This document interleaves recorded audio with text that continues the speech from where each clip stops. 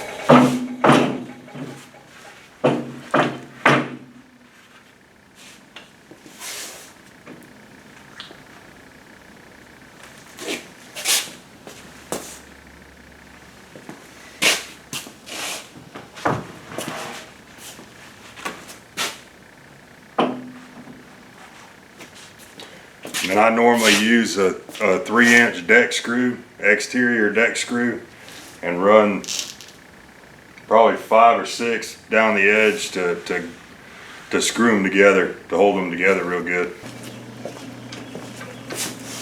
Now we're just going to screw these screws in here. 3-inch deck screws, exterior deck screws.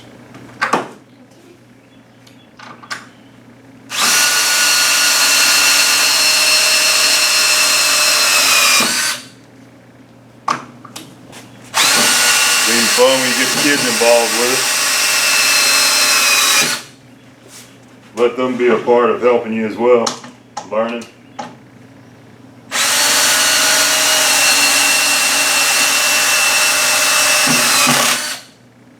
So we can keep the tradition going and passing along to the next generation.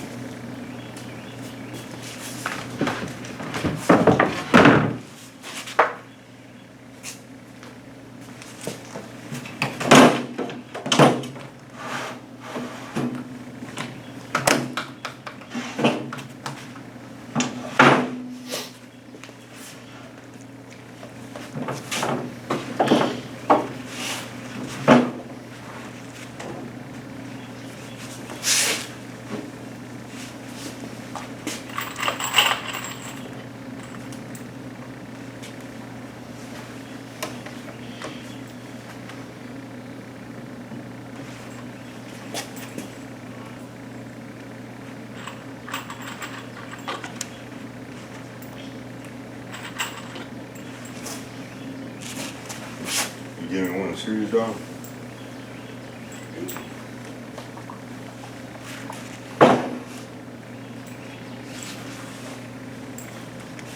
You gonna get the next 3? Yes. If I get the outer ones, you get the others.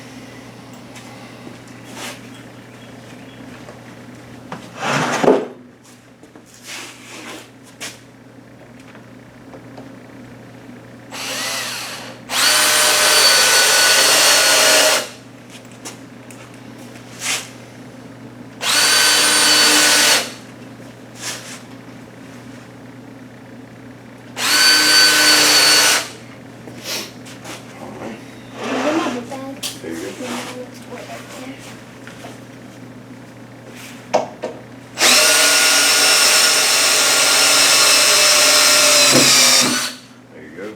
Put the next one.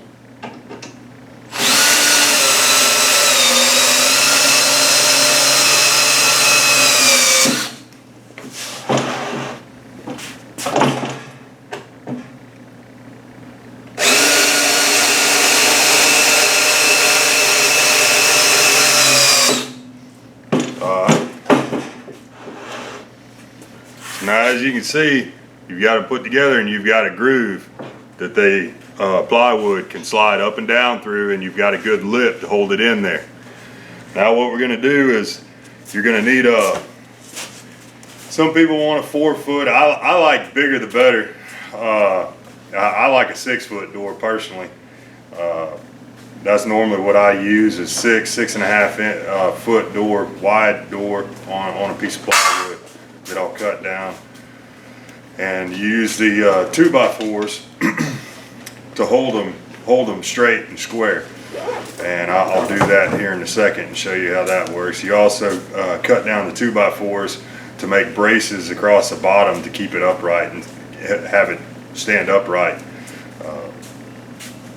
Alright, so as you can see now, I normally come up with the bottom bar at anywhere from 32 to 36 inches high.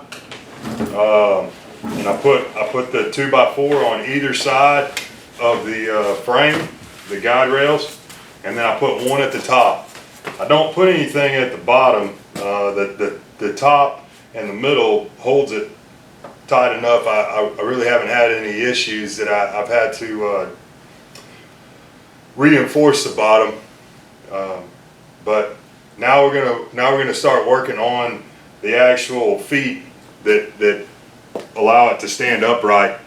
And I normally leave it 8 foot long, to where it's got this extra little bit sticking outside of the frame, to where when you put in your T-post for running your corral style trap, you can put that T-post in between the two 2x4s, and it helps steady and stiffen it.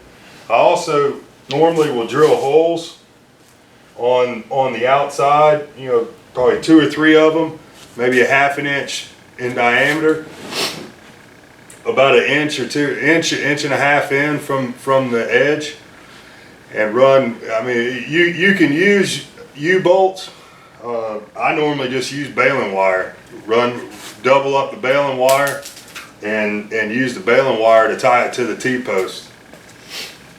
But now we're going to work on the legs to keep it upright. All right, so to do a recap on the frame, on the bases, I normally do a 30-inch wide 2x4 across the bottom, 18-inch wide or long 45 board that's cut with a 45-degree angle on both sides. And then I add another, for stiffener, I add a 6-inch 2x4 right there to help reinforce it, and then another one right there. And that's kind of how I do my bases. The actual frame,